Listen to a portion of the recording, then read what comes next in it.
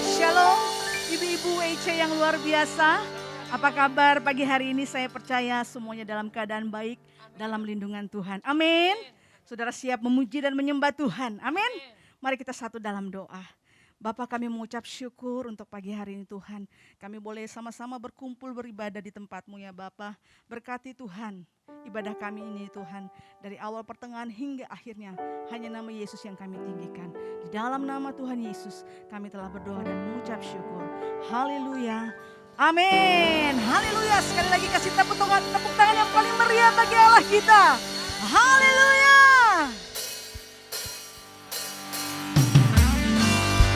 Hanya Engkau yang kami tinggikan, hanya Engkau yang kami agungkan, Raja di atas segala raja.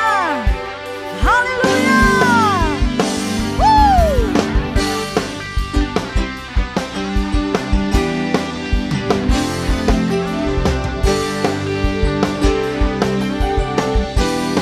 Mari sama-sama katakan, diberi kuasa dari Raja mulia, menaklukkan musuh di bawah kakiku.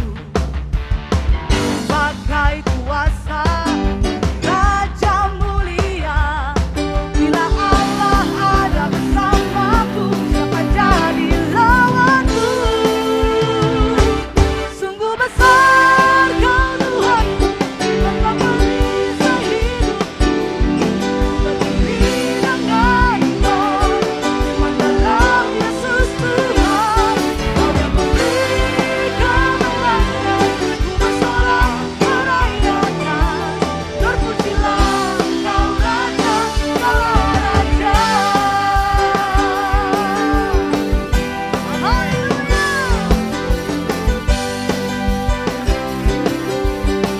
Mari dengan imanmu katakan, diberi kuasa Raja mulia, menaklukkan musuh di bawah kaki.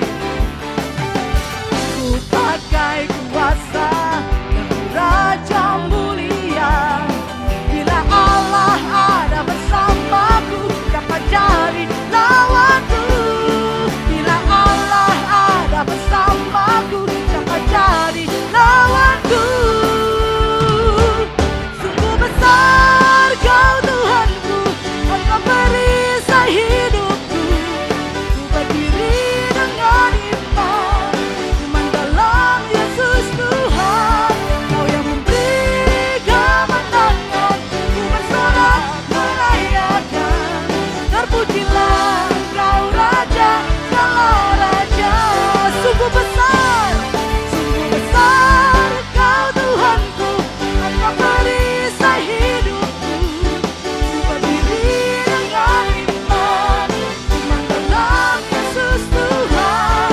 Kau yang memberi kemenangan, ku bersorak merayakan. Terpujilah Kau Raja, segala raja.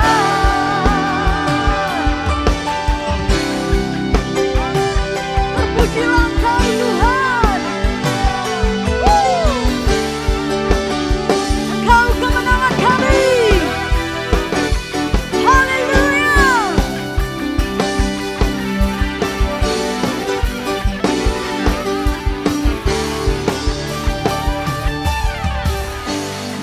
Haleluya. Sama-sama katakan, sungguh besar Kau Tuhanku, Engkau perisai hidupku. Ku berdiri dengan iman, iman dalam Yesus Tuhan.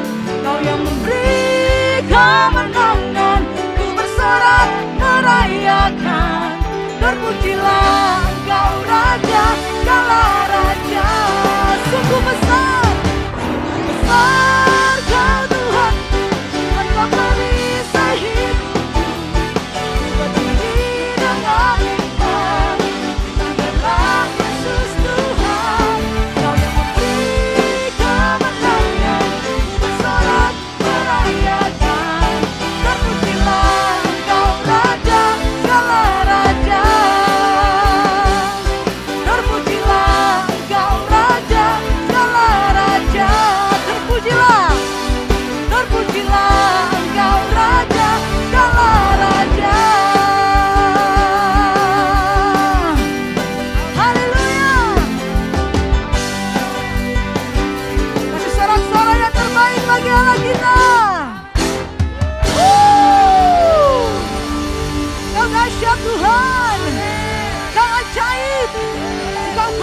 buat kami. Haleluya. Terima kasih Tuhan. Kami mau sembah Engkau Tuhan. Kami mau tinggikan nama-Mu. Nama yang ajaib, nama yang perkasa. Yesus Tuhan, Yesus Raja kami. Tak pernah Kau tinggalkan kami, Kau selalu berjalan bersama kami. Lewati setiap musim. Shiralabata karalabaya shandaya ralabaya she. Hiralabaya she namo. Hiralabaya she.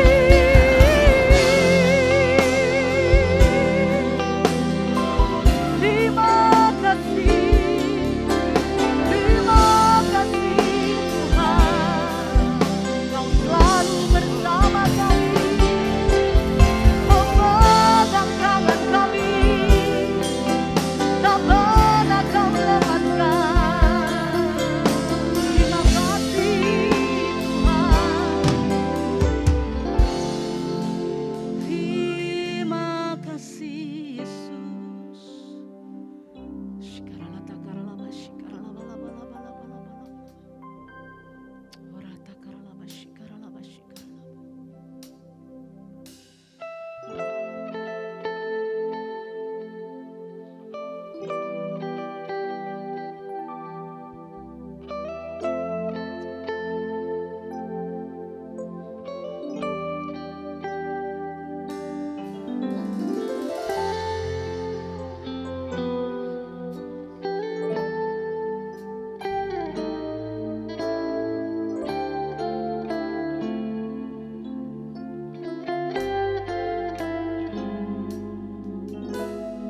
Tak pernah Kau tinggalkan aku, tak pernah Kau lupakan aku. Kau selalu berjalan bersamaku, lewati setiap masa. Amin. Kau pegang tanganku dengan erat. Ku percaya kuasa-Mu sempurna, sebab ku yakin, sebab ku tahu Kau selalu bersamaku.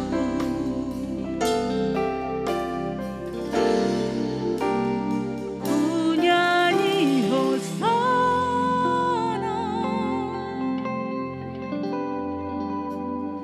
ku nyanyi hosana.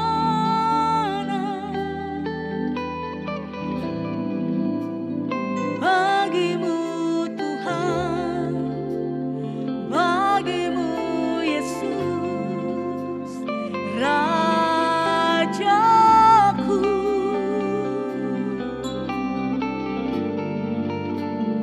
Ku nyanyi hosana,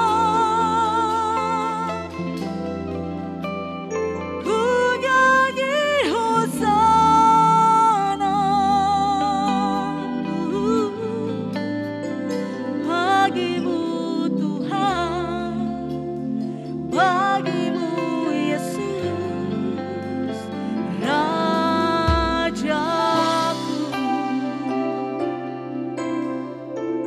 Sama-sama kita naikkan pujian ini. Tak pernah Kau tinggalkan aku, tak pernah Kau lupakan aku. Kau selalu berjalan bersamaku,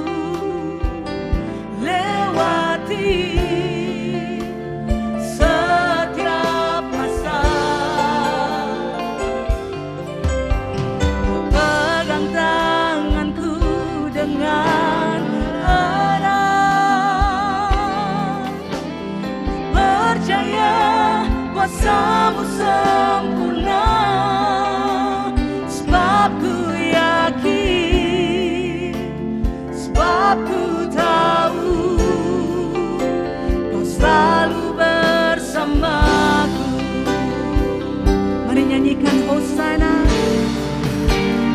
Ku nyanyi Hosana. Ku nyanyi Hosana. Bagimu Tuhan, bagimu Yesus, Rajaku. Ku nyanyi Hosana, ku nyanyi Hosana. Ku nyanyi Hosana. Bagimu Tuhan, bagimu Yesus, Rajaku.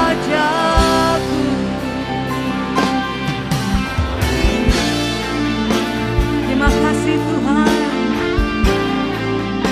terima kasih Yesus.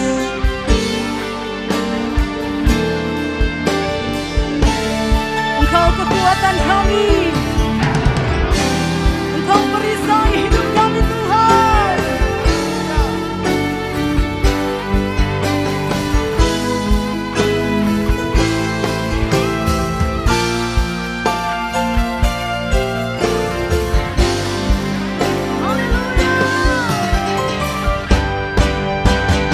Ku nyanyi Hosana.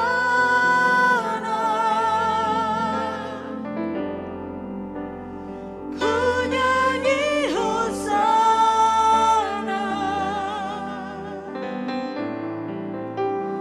Bagimu Tuhan, bagimu Yesus, Rajaku.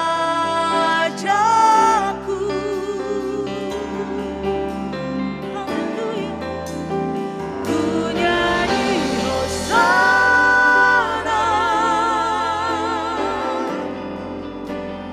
Ku nyanyi Hosana. Bagimu Tuhan, bagimu Yesus, Rajaku. Sama-sama kita bangkit berdiri, katakan. Ku nyanyi Hosana. Amin. Ku nyanyi Hosana.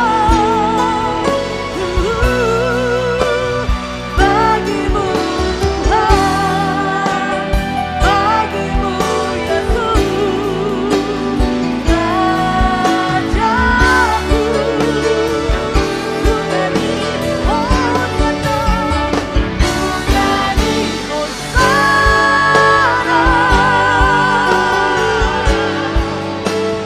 Ku nyanyi Hosana. Bagimu Tuhan, bagimu Yesus, Raja. Sekali lagi katakan, ku nyanyi Hosana. Amin. Ku nyanyi Hosana. Bagimu Tuhan, bagimu Yesus, Rajaku.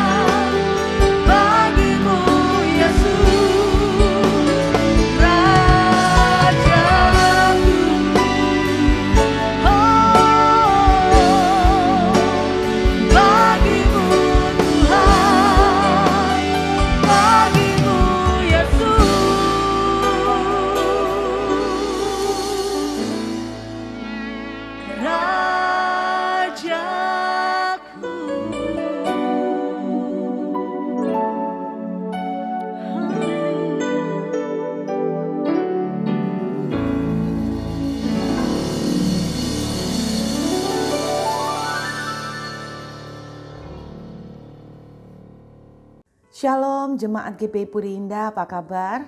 Saya berdoa bahwa sampai hari ini anugerah Tuhan boleh menyertai kita semua. Dan saya sangat percaya bahwa sampai hari ini kita bisa melewati masa-masa yang tidak mudah selama hampir 2 tahun ini. Saya percaya banyak anugerah Tuhan menyertai kita semua. Saya percaya banyak kesaksian yang bisa kita ceritakan. Nah, pada kesempatan kali ini berbicara tentang cerita penyelamatan, berbicara tentang cerita di mana Tuhan melakukan intervensi untuk menyelamatkan umatnya. Saya ingin mengajak kita belajar dari kitab Kejadian. Kita akan mengambil dari Kejadian pasal yang ke-7. Judulnya Air Bah. Saya percaya cerita ini sudah tidak asing lagi buat kita semua.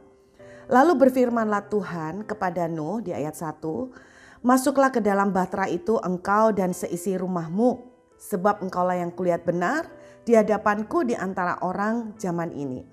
Dari segala binatang yang tidak haram haruslah kau ambil 7 pasang jantan dan betinanya, tetapi dari binatang yang haram 1 pasang jantan dan betinanya.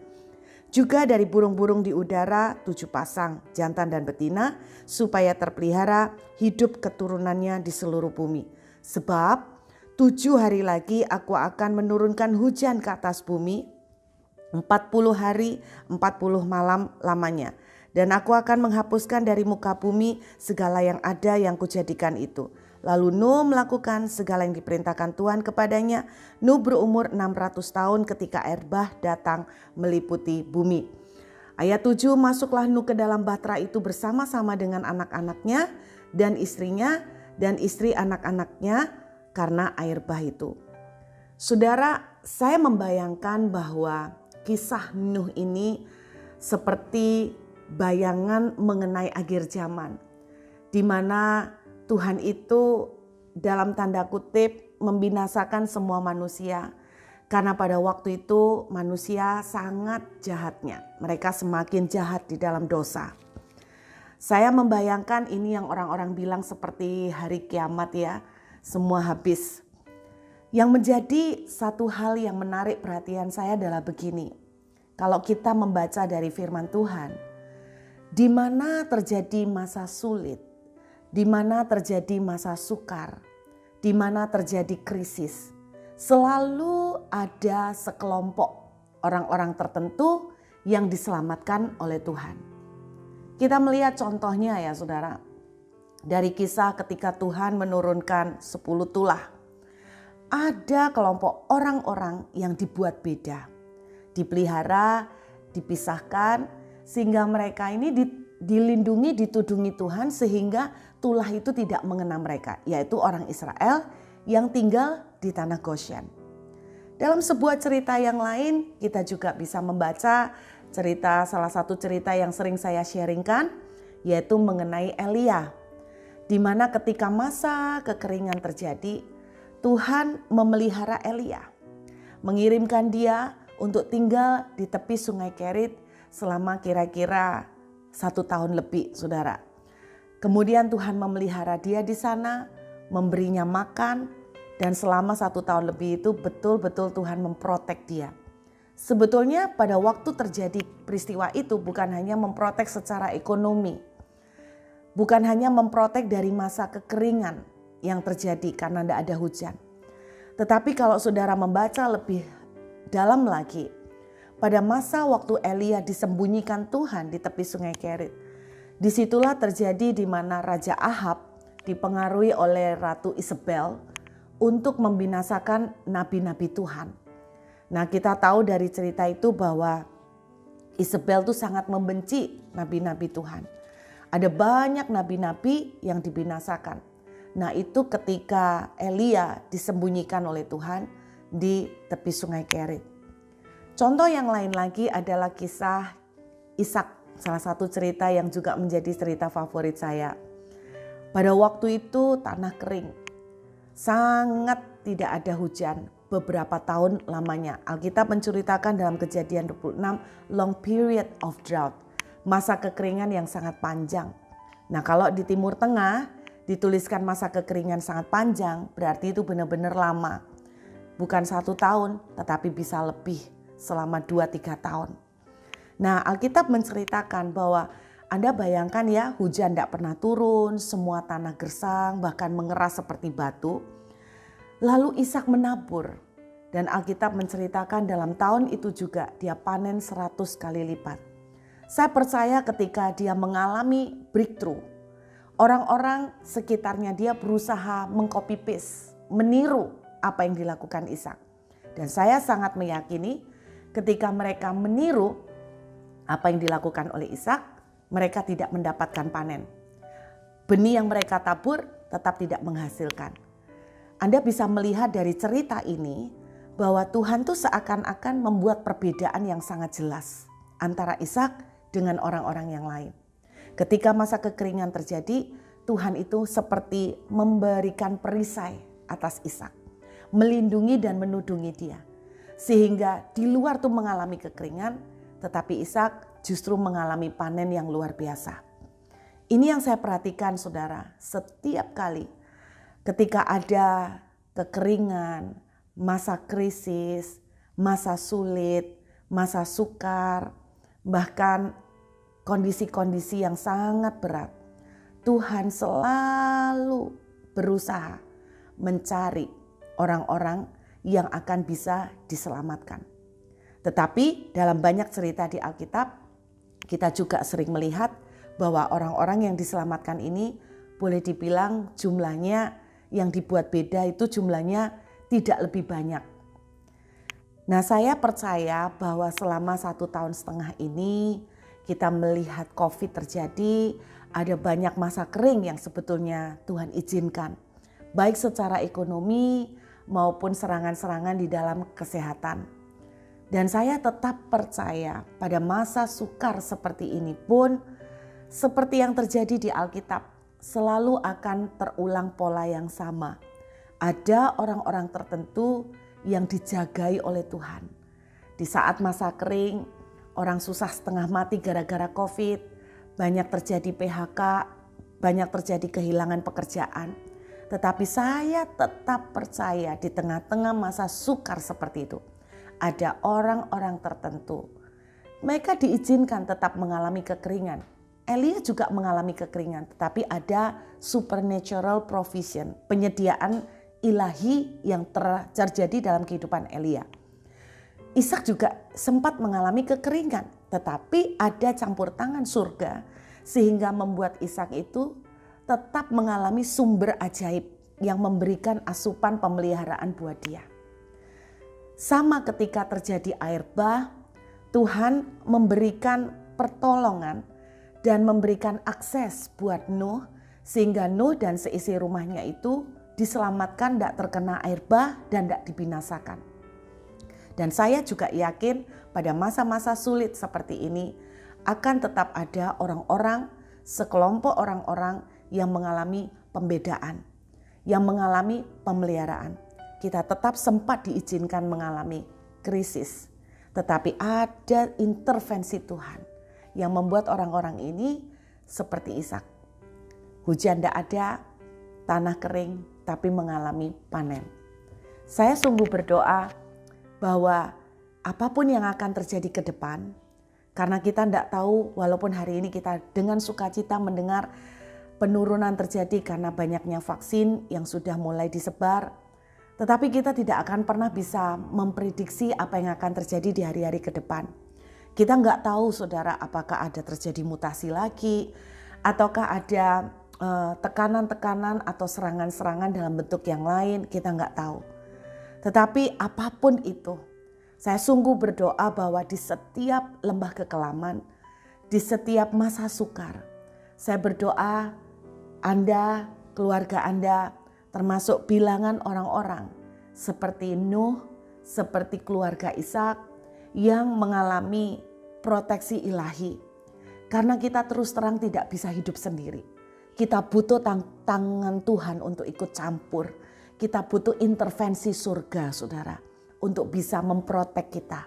Karena kita tidak bisa mengandalkan season atau musim seperti Ishak. Kita tidak bisa mengandalkan keadaan. Tetapi ketika surga campur tangan, maka campur tangan surga itu bahkan melampaui di atas hukum alam. melampaui di atas sistem dunia. Buktinya walaupun musim kering, tidak ada hujan, campur tangan surga membuat Ishak tetap bisa panen tanpa hujan dan tanpa tanah yang subur. Pertanyaan yang menjadi kegelisahan saya ketika membaca cerita ini adalah begini. Kenapa ada orang-orang tertentu yang Tuhan bedakan seperti itu? Itu pertanyaannya. Kenapa orang-orang yang seperti ini seperti diproteksi Allah secara khusus? Kenapa yang lain enggak? Apakah Tuhan tidak lebih cinta dengan yang lain dan yang lain itu mungkin yang satu kurang dicintai? Saya percaya Tuhan mengasihi kita semua. Tetapi selalu menjadi penasaran buat saya. Apa sih kriteria Tuhan sehingga Tuhan itu memberlakukan istimewa kepada Nuh dan keluarganya? Kalau Anda membaca di dalam Kejadian pasal 6 ayat ke-8, Alkitab menuliskan begini. Tetapi Nuh mendapatkan kasih karunia di mata Tuhan. Dalam bahasa aslinya dari kata favor. Saudara tahu favor itu apa? Definisi sederhana saya itu begini. Favor itu adalah perlakuan istimewa yang Tuhan lakukan atas seseorang. Namanya istimewa dalam tanda kutip itu seperti VIP, ya kan? Itu favor. Seperti Ishak, yang lain gak dapat panen, dia dapat panen karena surga ikut campur. Itu namanya perlakuan istimewa dari surga, dari Tuhan atas Ishak. Dan dalam Kejadian 6 ayat 8, Nuh mendapatkan favor Tuhan. Itu sebabnya dia mengalami perlakuan istimewa, diprotek dari semua orang-orang yang lain. Nuh dan seisi rumahnya yang diprotek. Yang menjadi pertanyaan buat kita, apa kriteria Tuhan sehingga Tuhan menaruh favor atas Nuh? Menaruh keistimewaan, perlakuan VVIP buat Nuh. Saya mempercayai jawabannya bisa kita temukan dalam Kejadian pasal 7 ayat 1. Kalimat yang kedua, sebab engkaulah yang kulihat benar di hadapanku di antara orang zaman ini. Sebab engkau yang kulihat benar. Dalam terjemahan bahasa aslinya kalau kita membaca, Tuhan itu berkata kalimat ini itu seperti ini. Sebab engkau yang kulihat tetap hidup benar di hadapanku. Jadi rupanya kalau kata sebab itu berarti menerangkan alasan kenapa Tuhan membuat Nuh dan keluarganya masuk ke Bahtera. Jawabannya karena engkau yang kulihat tetap hidup benar di hadapanku. Itu salah satu atau bahkan satu-satunya kriteria yang bisa saya temukan sejauh ini. Kenapa Nuh diistimewakan? Karena Nuh tetap hidup benar di hadapan Tuhan. Kenapa Nuh menerima favor? Karena Nuh tetap hidup benar. Kenapa Nuh di tengah masa yang sangat susah, Nuh tetap mengalami proteksi perlindungan Tuhan? Karena Nuh tetap hidup benar. Berbicara tentang tetap hidup benar, ada beberapa bagian yang saya ingin sharing. Saudara, benar menurut kita belum tentu benar menurut Tuhan. Kita itu seringkali melihat apa yang di luar daripada apa yang sebetulnya ada di dalam hati. Makanya jangan heran ketika masa sulit seperti ini, banyak orang itu tanya, pertanyaannya sederhana. Kenapa dia itu tidak pelayanan? Orang ini tidak pelayanan, tapi kok kayaknya hidupnya enak. Sedangkan saya ini pelayanan, kok Tuhan itu nggak melindungi saya? Kenapa Tuhan itu nggak menjawab pergumulan saya? Berarti kita mengartikan hidup benar adalah karena kita pelayanan. Padahal firman Tuhan bilang begini, Tuhan, aku bernubuat demi namamu.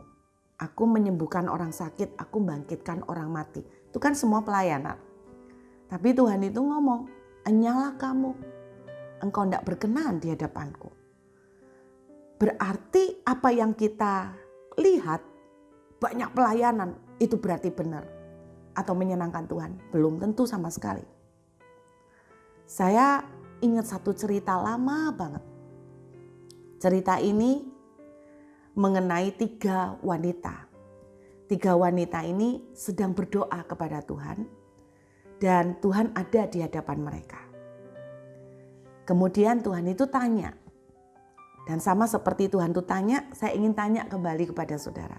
Tuhan itu tanyanya seperti ini, mana di antara 3 wanita ini yang menurut kamu paling berkenan kepadaku? Wanita pertama digambarkan dia tuh nangis-nangis ke Tuhan. Dia nangis-nangis ke Tuhan sampai ingusan. Itu wanita pertama. Wanita kedua, dia kelihatan ngobrol sama Tuhan. Itu wanita kedua. Wanita ketiga, dia mengangkat tangan ke Tuhan. Tuhan cuek, memalingkan muka. Nah, Tuhan tanya, di mana di antara ketiga perempuan ini yang menurut kamu paling dekat sama aku, paling berkenan kepadaku?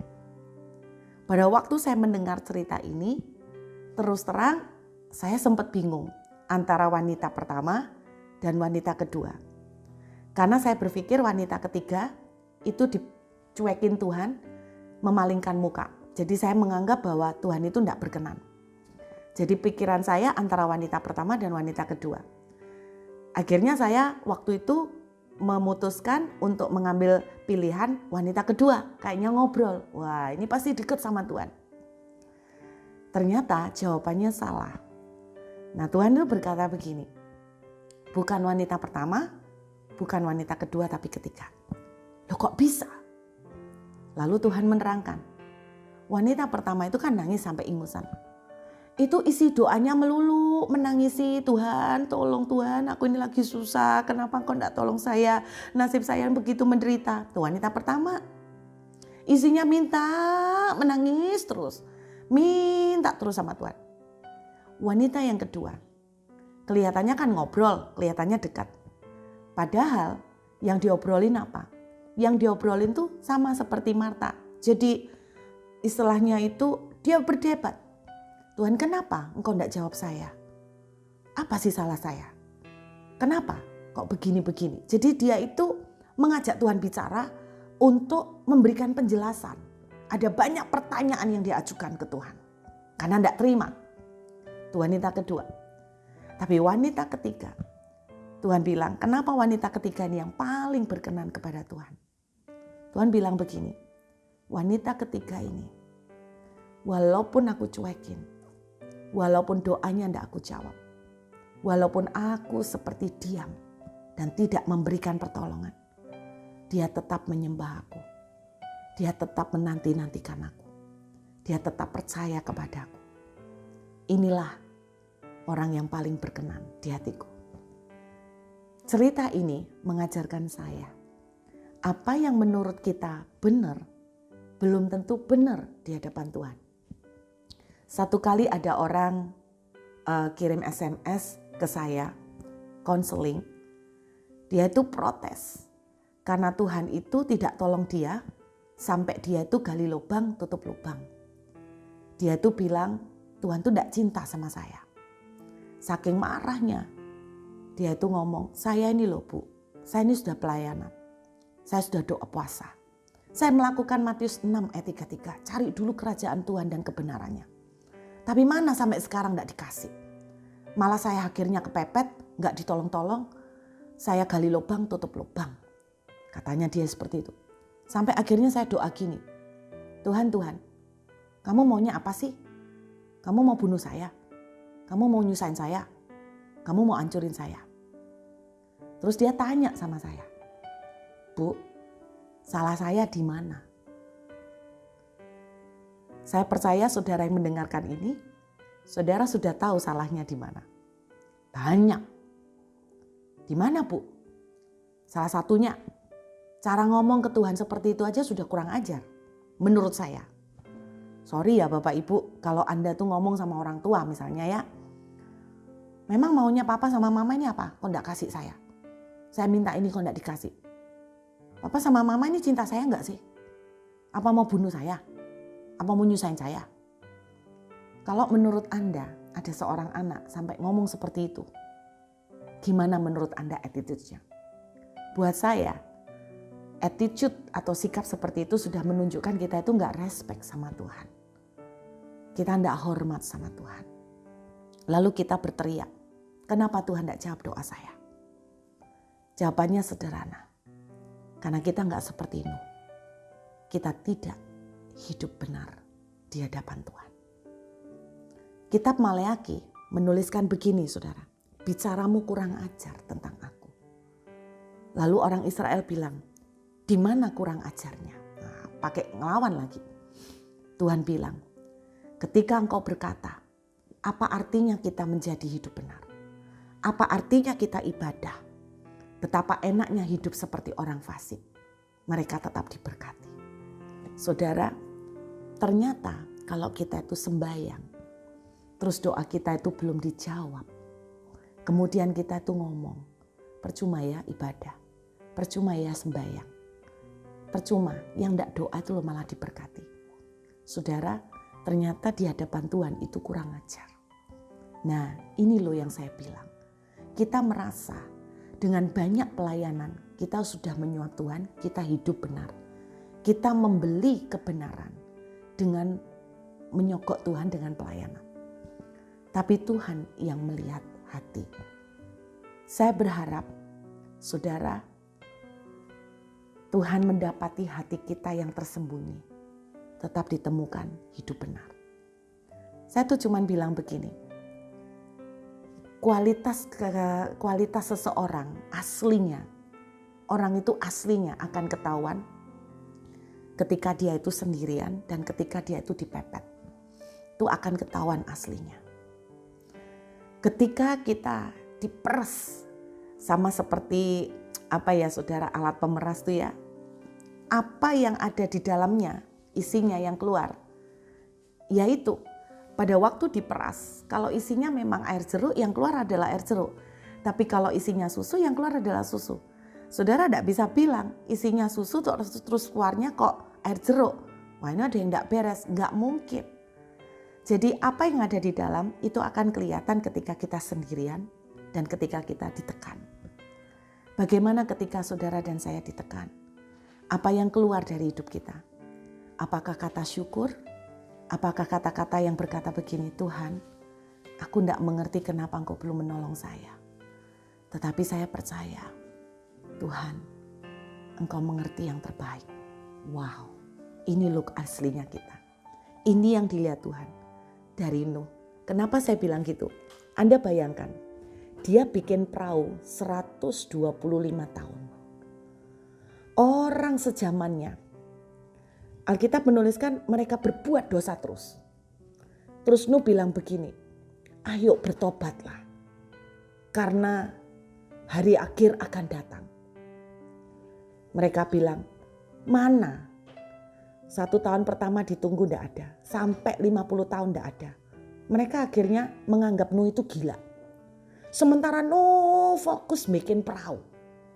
Nuh fokus menantikan Tuhan.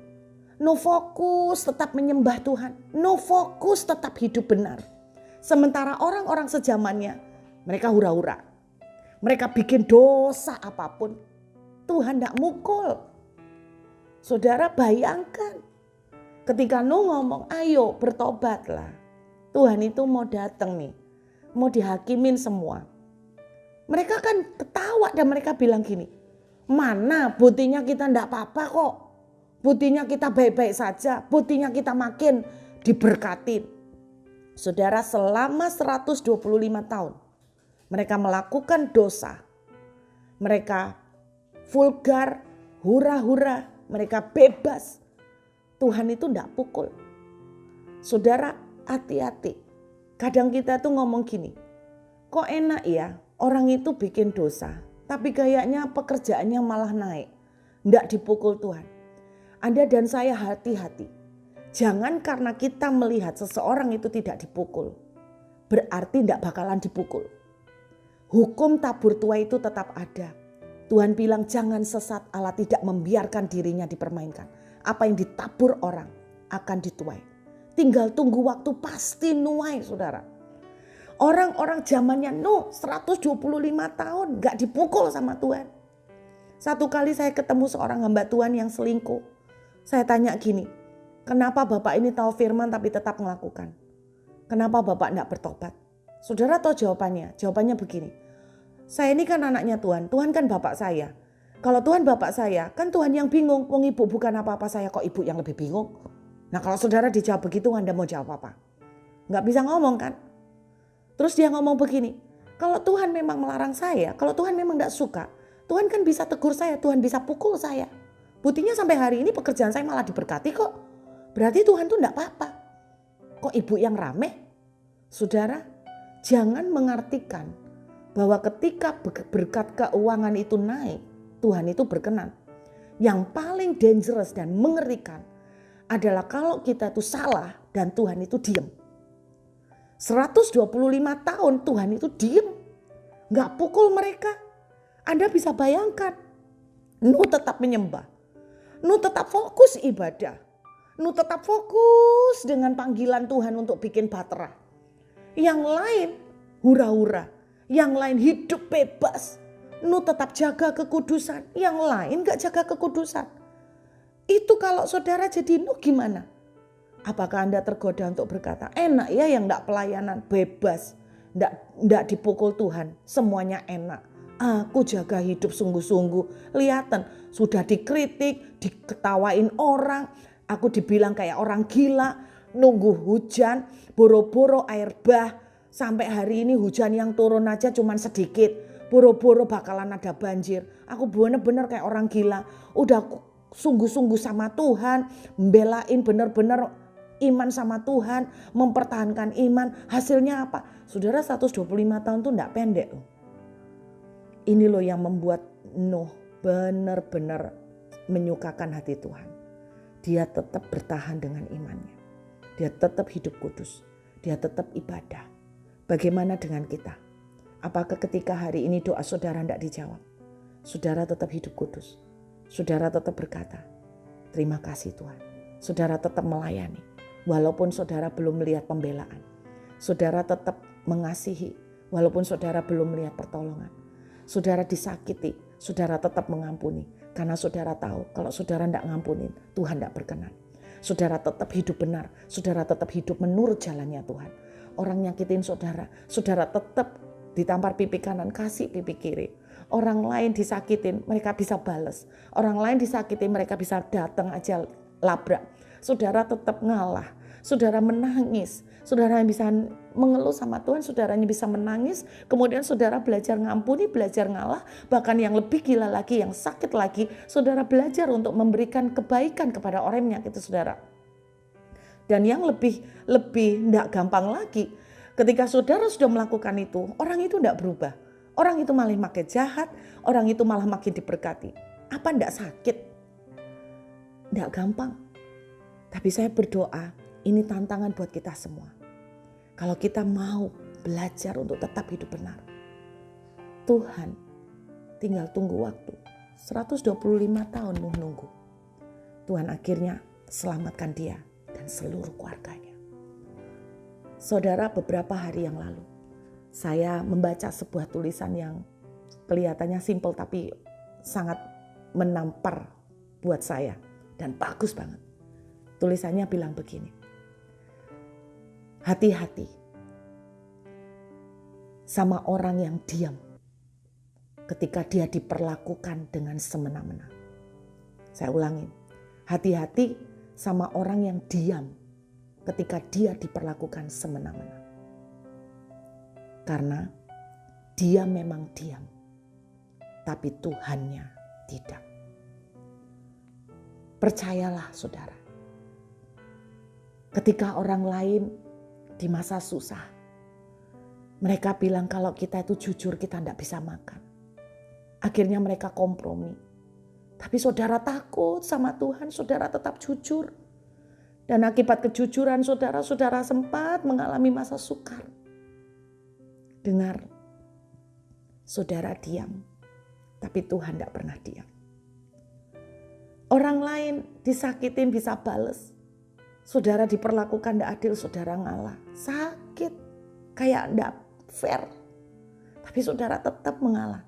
Saudara tetap melepaskan pengampunan. Ingat saudara diam. Tapi Tuhan saudara tidak akan pernah diam. Tuhan kita tidak akan pernah menutup mata.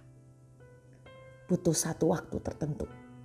Tapi Tuhan pasti memunculkan dirinya untuk membuat perhitungan atas semuanya.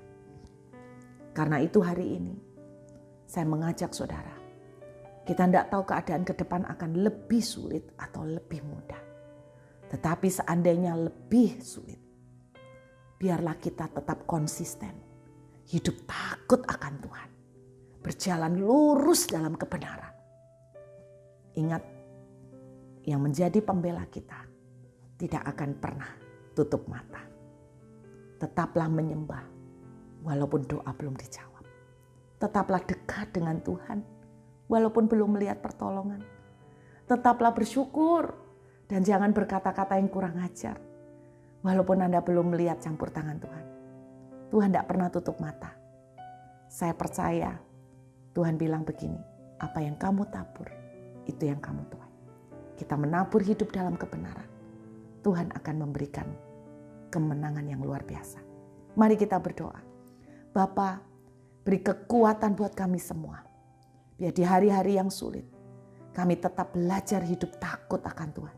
Kami tetap belajar jalan lurus sesuai dengan jalannya Tuhan. Kami belajar untuk tetap memandang kepada Tuhan. Karena kami percaya Tuhan tidak pernah tutup mata. Tuhan akan memberikan kepada setiap orang apa yang menjadi upah mereka. Biarlah kekuatan iman terjadi pada umat-Mu hari ini. Yang mendengar firman ini boleh mengalami kekuatan yang luar biasa. Terima kasih Bapa, hamba mengucap syukur. Biar kekuatan dan berkat-Mu menyertai kami semua. Di dalam nama Tuhan Yesus, haleluya, amin. Tuhan memberkati saudara. Puji nama Tuhan. Terima kasih untuk hambanya yang sudah memberitakan firman Tuhan. Kami sangat diberkati oleh Tuhan. Amin. Saya percaya kita semua diberkati oleh Tuhan. Baik, tiba saatnya kita akan memberi persembahan. Kita kasih yang terbaik buat Tuhan. Tapi sebelumnya mari kita satu di dalam doa. Bapa yang baik, kami mengucap syukur buat kasih setia-Mu yang tak pernah habis-habisnya dalam kehidupan kami Tuhan. Terima kasih Bapa, kami sudah melayani Engkau Tuhan. Ibadah ini dari awal, pertengahan, sampai pada akhirnya Tuhan Bapa. Biar nama Yesus saja yang kami tinggikan, nama Yesus saja yang kami muliakan ya Bapa. Di dalam nama Tuhan Yesus, kami juga sebentar akan memberi persembahan Tuhan. Engkau berkati Tuhan, setiap tangan-tangan yang memberi ya Tuhan. Berkati mereka ya Tuhan, apapun pekerjaan mereka, usaha mereka, sekolah mereka Engkau berkati di dalam nama Tuhan Yesus. Terima kasih Tuhan, ajar kami untuk selalu memberi yang terbaik bagi Tuhan. Hanya di dalam nama Tuhan Yesus kami telah berdoa dan mengucap syukur. Haleluya. Amin. Saya ingin mengucapkan terima kasih buat pelayanan Ibu Ruth Julia. Dan saya percaya apa yang sudah disampaikan menjadi kebenaran firman Tuhan yang memberkati kami semuanya. Terima kasih Bu, Tuhan berkati. Dan kepada kaum wanita semua, mari kita akan menyediakan ibadah kita dengan menerima berkat Tuhan. Yuk kita angkat kedua tangan kita buka hati kita dan terimalah berkat Tuhan. Di dalam nama Bapa dan Anak dan Roh Kudus, Tuhan kami yang hidup Yesus Kristus, umat kesayangan Tuhan, terimalah berkat damai dan sejahtera yang berlimpah-limpah, cinta, kasih dan anugerahnya, penyertaannya yang sempurna turun atas hidupmu, sehingga engkau tidak takut, tidak gentar, tidak bimbang, tetapi dengan kekuatan yang dari Allah yang maha tinggi, engkau menjadi lebih daripada pemenang terhadap segala persoalan dan pergumulan. Bahkan engkau diberkati Tuhan untuk jadi berkat buat banyak orang lain. Nama Tuhan dipermuliakan. Dalam nama Tuhan Yesus, yang percaya sama-sama kita berkata amin. Tuhan memberkati para wanita. Tetap jaga protokol kesehatan 5M, dan saya percaya bersama Tuhan kita menjadi lebih daripada pemenang. Amin.